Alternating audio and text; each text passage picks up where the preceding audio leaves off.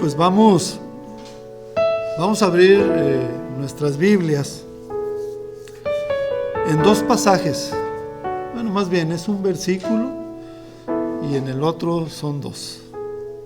El primero de ellos es Primera de Reyes 17:1 y el segundo es Santiago 5, 17 y 18. Dice la palabra de Dios en Primera de Reyes 17:1. Entonces Elías Tisbita, que era de los moradores de Galaad, dijo a Acab: vive Jehová, Dios de Israel, en cuya presencia estoy, que no habrá lluvia ni rocío en estos años, sino por mi palabra. Y luego ya en Santiago 5, 17 y 18 dice la palabra de Dios: Elías era hombre sujeto a pasiones semejantes a las nuestras, y oró fervientemente para que no lloviese, y no llovió sobre la tierra por 3 años y 6 meses. Y otra vez oró, y el cielo dio lluvia, y la tierra produjo su fruto.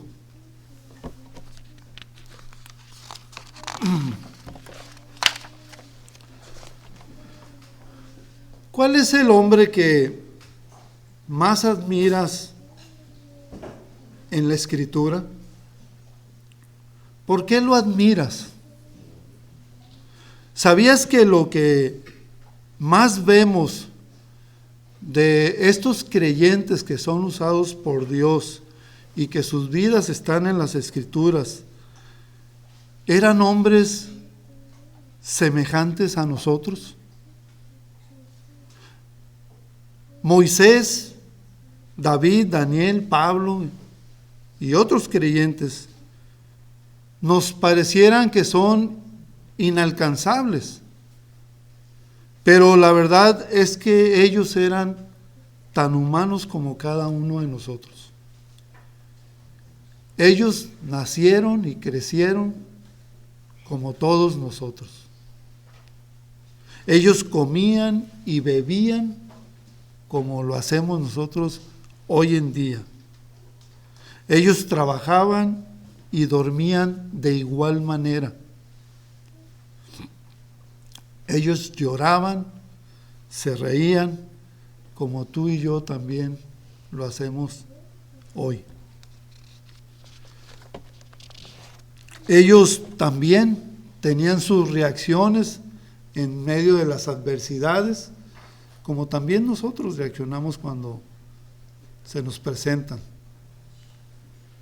Y uno de estos hombres, considerado como uno de los más grandes de los profetas, no pudo ser más humano para ilustrarnos que ninguno de ellos nos superó en nuestra condición natural, nuestra condición de hombre, de mujer.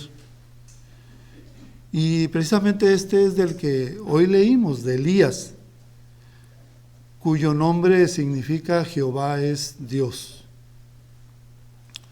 Y el propósito del mensaje de esta mañana es para que veamos cómo Dios puede tomar a alguien que podemos catalogar como insignificante y llevado a una vida de mucho valor, como también nosotros podemos ser de mucho valor, de alta estima para Dios, si le entregamos nuestro corazón, si somos obedientes a su palabra.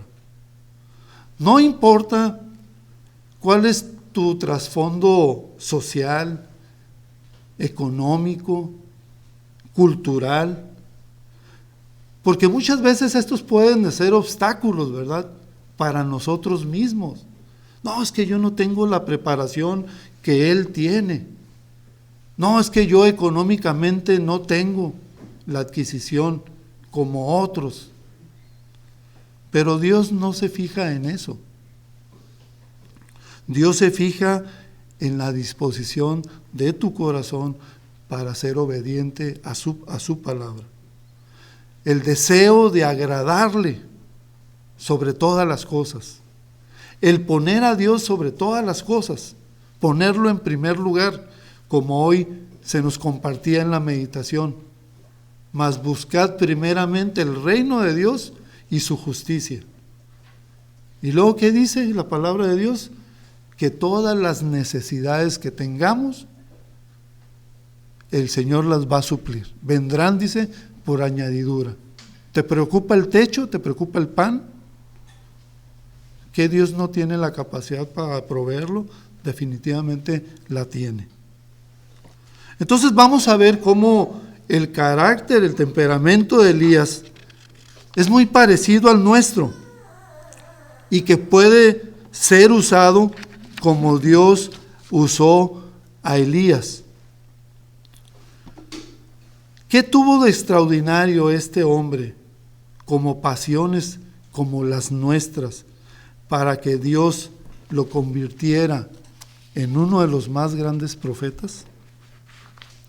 Entonces, la predicación pues de esta mañana se intitula ¿Cómo vivir para el Señor? Y lo vamos a ver 3 cosas de cómo podemos vivir en el Señor. Y la primera de ellas, ¿cómo podemos vivir para el Señor? Con un espíritu valiente. Nos dice ahí, Primera de Reyes 17:1, que Elías Tisbita, que era de los moradores de Galaad, dijo a Acab: vive Jehová, Dios de Israel, en cuya presencia estoy. Y de acuerdo a Primera de Reyes, el capítulo 16, los versículos de 30 al 33, donde nos dice que reinó Acab, hijo de Omri, sobre Israel en Samaria 22 años. Y Acab, hijo de Omri, hizo lo malo ante los ojos de Jehová, más que todos los que reinaron antes de él. Porque fue ligera cosa andar en los pecados de Jeroboam, hijo de Nabat, y tomó por mujer a Jezabel, hija de Ed-Baal, rey de los Sidonios, y fue y sirvió a Baal y lo adoró. También hizo altar a Baal en el templo de Baal que él edificó en Samaria. Hizo también Acab una imagen de acera, haciendo así Acab más que todos los reyes de Israel que reinaron antes que él, para provocar la ira de Jehová, Dios de Israel. Entonces podemos ver que Acab fue el rey que lideró la maldad en Israel en sus más altas proporciones. No hubo otro rey que lo igualara. Y podemos ver cómo su perversidad llegó al extremo cuando edificó una imagen de acera. Qué cosas, ¿verdad? Teniendo tantas experiencias con el Dios Todopoderoso, con el único Dios verdadero, para que una persona llegara y se postrara ante dioses que ni tienen ojos para ver, ni oídos para oír, y sin embargo vemos cómo el corazón está inclinado a este Dios acera. Esto obviamente produjo la ira del Señor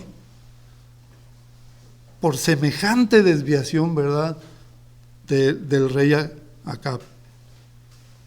Y su reputación de maldad creció cuando se casó con Jezabel. Ella, junto con otras personas, adoraban a Baal, y con esto se introdujo la idolatría en el pueblo de Israel. ¿Puedes imaginarte lo que puede surgir también de un matrimonio donde los dos esposos están llenos de maldad? En este caso, Acab por un lado, Jezabel por el otro lado. Entonces podemos ver cómo estos gobernantes pues llevaron al pueblo de Israel a una total depravación, alejándose de los mandamientos de Dios. De modo pues que fue a este rey y a su esposa Jezabel que el profeta Elías, imaginémonos la escena, ¿no? Sin usar Elías ningún protocolo por la investidura del rey, sin pestañear, sin que se le quebrara la voz, se presentó de este malvado rey y le dice que no iba a llover por 3 años y medio. A veces necesitamos tener, por decirlo así, entre comillas, este coraje para que nosotros estemos presentando el Evangelio, aunque haya oposición, y predicarles para que conozcan al Señor, para que se salven, y nosotros ser librados de su sangre. Qué importante es que tengamos esta valentía también. Solo los valientes arrebatan el cielo, ¿verdad? Entonces, debemos de tener esta actitud. Sabemos que Elías fue un hombre como nosotros, con pasiones, con temores. Sin embargo, en la vida de Elías se presenta ante el rey, enviado por el Señor. Y él, en obediencia por el mandamiento de Dios, se presenta delante de él. La pregunta es, ¿por qué Elías profetizó que por 3 años no llovería en Israel hasta que él dijera? Bueno,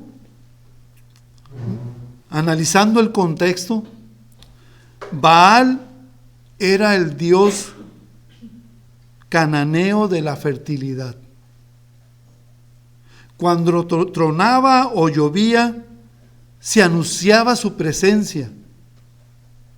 El culto a Baal ocurría en las cimas de las colinas, lugar donde había abundante vegetación. Entonces, el hecho de que Dios dijera a través de Elías que no iba a llover por 3 años y medio, entonces ¿dónde quedaba Baal?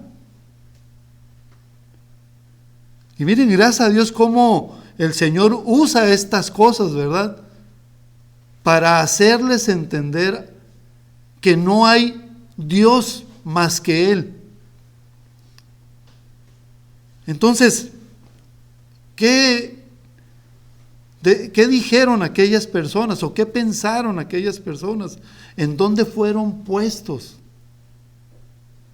Pues en una condición para que reflexionaran y meditaran que pues en Baal no iban a tener las bendiciones que se tienen en el Señor, como ahora nosotros lo experimentamos y decimos: Señor, gracias por tu amor y misericordia, gracias porque me salvaste, porque yo nunca hubiera podido tener esta preciosa y grande salvación. Señor, te doy gracias porque en mi diario vivir veo tu mano de cómo provees para mi sustento, cómo me abrigas, cómo das a su tiempo todas las cosas. Y se habían perdido esto en Israel. Y cómo Dios maneja, ¿verdad?, las situaciones.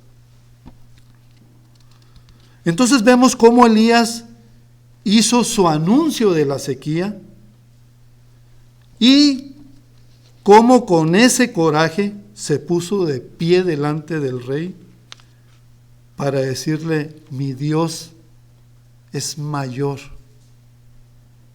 que todos los dioses que tú puedas adorar. Y para demostrarlo, Dios cierra la lluvia, se cumplen esos 3 años y medio. Y ni el rey, ni Jezabel, ni todos los seguidores de Baal pudieron hacer algo al respecto. ¿Cómo necesitamos, verdad?, ser valientes para denunciar lo que Dios nos da, esas preciosas llaves del Evangelio, por ejemplo, y predicarlo a todas las personas.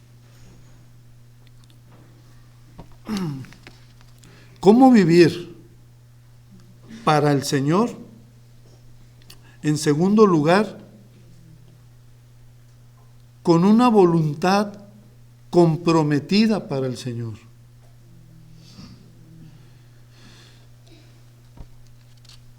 Veíamos que Elías significa mi Dios es Jehová o el Señor es mi Dios.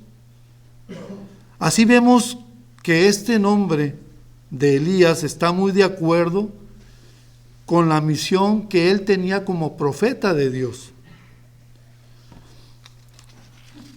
Semejante significado nos habla del tipo de relación que Elías tenía con el Señor. Él tenía una relación íntima con su Dios. Y al tener esa íntima comunión con Dios, Dios te da todo lo necesario para enfrentar todos los obstáculos que se te vengan a tu vida, porque no estás tú solo.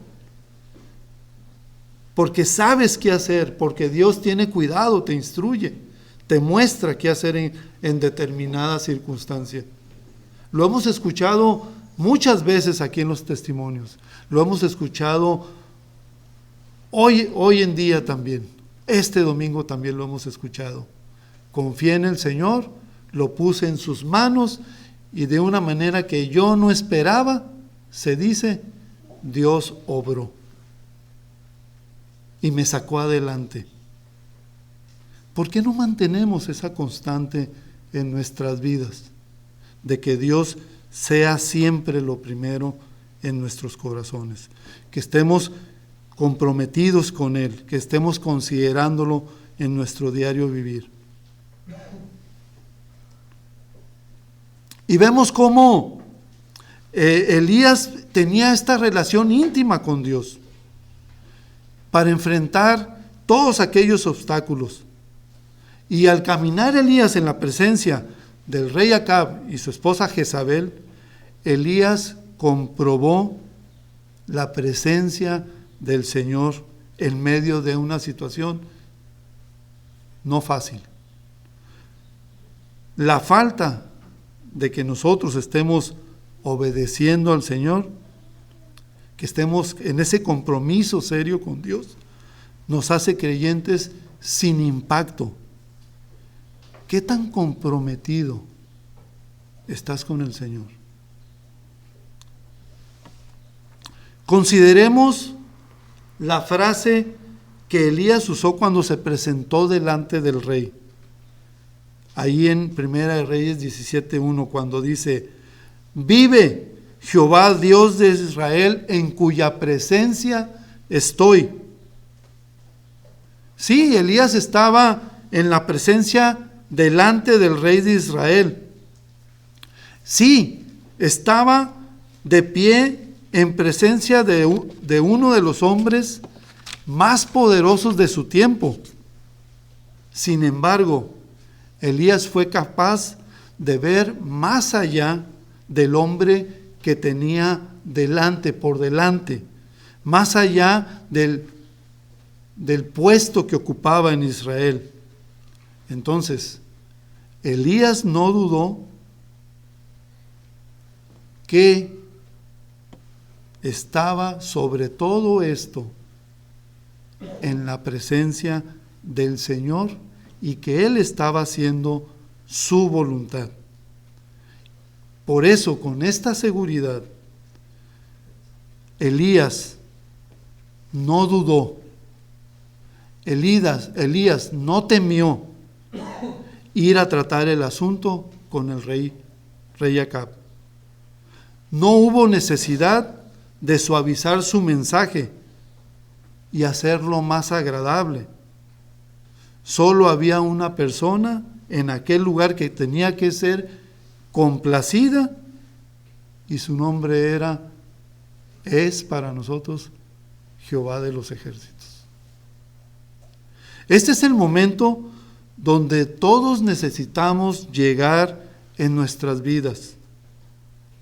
Si somos capaces de ir más allá de lo que otros pueden pensar de nosotros y poder vivir solo para agradar al Señor, entonces estamos en ese camino de ser usados por Él. El día de ayer me invitaron a una demostración de un material nuevo para la construcción.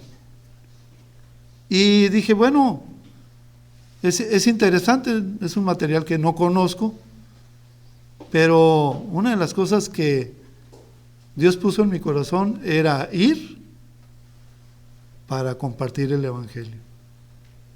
Y le doy gracias a Dios porque desayunamos y hubo la oportunidad de compartir mi testimonio, de hablar del Señor Jesucristo.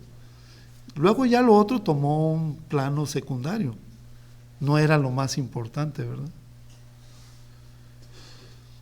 ¿Podrán tus convicciones ayudarte a estar delante de los hombres si primero vas preparado con la conciencia de que vas en el nombre del Señor Jesucristo? Si agradamos a Dios en todo, ¿importará a quién desagrademos? Pero si no agrado a Dios, no importa a quién agrade. Mi compromiso es con el Señor, no con los hombres.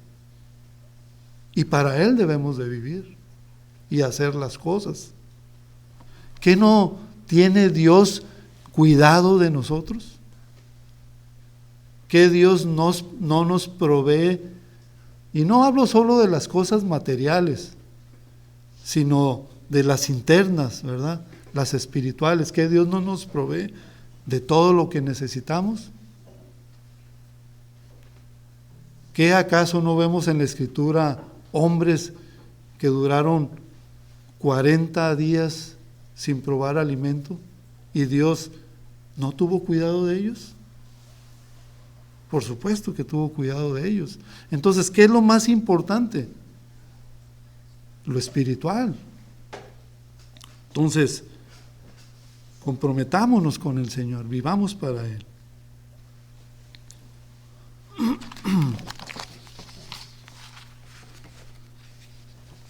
Entonces, ¿cómo vivir para el Señor? En tercer y último lugar, vivir con una confianza inquebrantable. Elías creyó que su Dios estaba vivo. Él dijo, vive Jehová. Fíjense, una expresión que nos exhorta a que nosotros tengamos esta conciencia de que nuestro Dios vive y está al pendiente de cada uno de nosotros. Porque Acab, Jezabel y el resto del pueblo estaban viviendo como si Dios no existiera. Dios estaba fuera de su adoración. ¿Acaso el hecho de entregarse a la adoración de un ídolo sin vida no indicaba que Dios es como que no existiera? Definitivamente sí. Por eso la convicción que el Señor vive debe llevarme y debe llevarnos a una total confianza en Él, de que su presencia es real, sus promesas son únicas y su poder es suficiente para ayudarme en todas las etapas de mi vida. ¿No es acaso la resurrección de Cristo la motivación más grande de nuestra fe? Por supuesto que sí. El hecho de saber que Cristo vive nos levanta cada día para vivir confiados en medio de todas las adversidades que enfrentamos. Y vaya que son muchas, ¿verdad? Pero la verdad es que hay mucha gente que pareciera vivir como si Dios no existiera. Vemos cómo hacen sus planes, vemos a veces cómo están frustrados porque no se sienten bien. Ayer en la noche me habló un conocido y me decía que ya no sabía qué hacer. Y le doy gracias a Dios porque, aunque yo compartí ya con él el Evangelio, nos vimos varias veces para estudiar, pues me dio la oportunidad nuevamente de mostrarle que eso por lo cual estaba pasando era por la falta de Dios en su vida. Y yo espero, ¿verdad?, que él considere al Señor Jesucristo para que lo haga su Señor y Salvador personal. Pero vemos cómo en tiempos antiguos, como hoy en día, vemos que esto no ha cambiado en muchas personas. Porque Dios ha dado pruebas convincentes de que estaba prometido que el Señor Jesucristo iba a venir, y vemos cómo se cumple. El Señor Jesucristo nace, se desarrolla, crece. Vemos cómo Él con sabiduría atiende las cosas que se le presentaban. Vemos cómo se cumple la Escritura cuando Él se entrega, derrama su sangre en la cruz. Se cumple también su resurrección. Y sin embargo, aún con toda esta información, vemos cómo hay corazones endurecidos. Como también últimamente me han dicho, no creo en Dios. Sin embargo, eso no quita la verdad de que Dios existe, que Dios hizo todo el mundo, todo el universo, nos hizo a nosotros fallamos, pecamos contra Dios. Sin embargo, el amor y la misericordia de Dios se hace presente en el Señor Jesucristo y en su sacrificio expiatorio, de tal manera que todo aquel que en Él cree es para que no se pierda, sino para que tenga vida eterna en el Señor Jesucristo. Entonces es bien importante que tú y yo, como conocedores del Señor Jesucristo, siempre nos pongamos en sus manos y afirmemos esta gran verdad que Jehová vive, que el Señor Jesucristo vive, que en Él hay salvación. Y la certeza que Dios vivía fue lo que lo llevó a Elías a profetizar. Y también esto de que se cumpliera, que por 3 años y medio no iba a llover. Y yo digo, ¿cómo le podemos llamar a todo esto? Pues le podemos llamar que Elías creía en el poder de Dios para hacer cosas imposibles para el hombre. Esto es absoluta confianza que se tiene en el Dios vivo y verdadero. Sabemos que cuando Dios hace una promesa, Él la cumple. Entonces vemos cómo Elías se puso delante de Acab porque había recibido un mandamiento de Dios para aquel malvado rey. No hay nada más poderoso que vivir amando y confiando en las promesas del Señor. Nada de lo que Dios haya dicho, haya prometido, ha dejado de cumplirse. De veras, cuéntenlas todas y notarás que hasta el día de hoy todas las promesas de Dios se han cumplido. No importa si tú y yo no las creemos, las promesas de Dios se cumplen en todos los que ponen su confianza en Él. Tienen cumplimiento.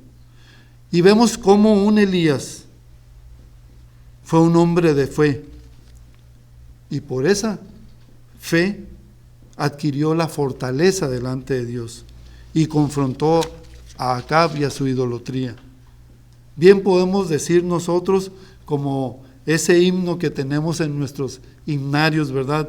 Y que a veces cantamos, que es el número 257, y se llama Todas las promesas de Jesús, donde nos dice, todas las promesas del Señor Jesús son apoyo poderoso de mi fe.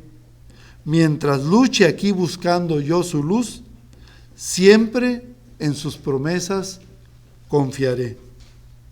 Entonces sigamos la convicción de los hombres que confían en estas promesas del Señor, como nos dice ahí en Romanos 4, versículos 20 y 21, donde Abraham tampoco dudó por incredulidad de la promesa de Dios, sino que se fortaleció en fe, dando a gloria a Dios, plenamente convencido de que era también poderoso para hacer lo que había prometido. Entonces imitemos a Abraham, imitemos a Elías en su confianza inquebrantable. En él fue un hombre como nosotros, pero Dios confió en él porque estaba entregado con todo su corazón. En conclusión, Elías se presentó delante del rey. No era cosa fácil. Elías le dijo al rey Acab que no llovería por 3 años, y esto se cumplió porque era un mandamiento que Dios había dado. Esto significaba que lo grande de este texto es que Elías se puso de pie e hizo delante del rey lo que Dios quería que hiciera. Elías era un hombre enviado de Dios.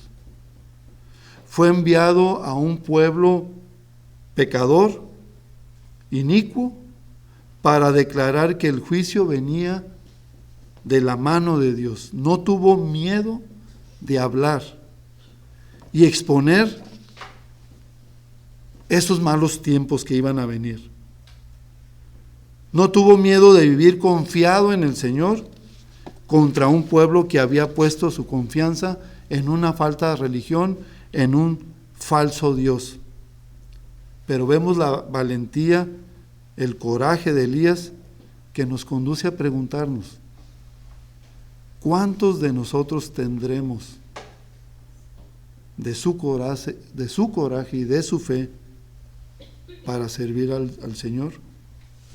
¿Cuántos de nosotros estaremos de pie contra los modernos ahora Baales que se presentan en nuestro diario vivir? Necesitamos ser como esta actitud que se nos muestra en las Escrituras del profeta Elías. Eliseo, cuando recibió de Elías su don profético, se hizo una pregunta: ¿dónde está el Dios de Elías? Pues he aquí, está aquí, porque nunca el Señor cambia. Pero, ¿dónde tú tienes al Señor en tu vida? Es una pregunta que deberíamos hacernos. ¿Dónde están los Elías de Dios? Que Dios te bendiga.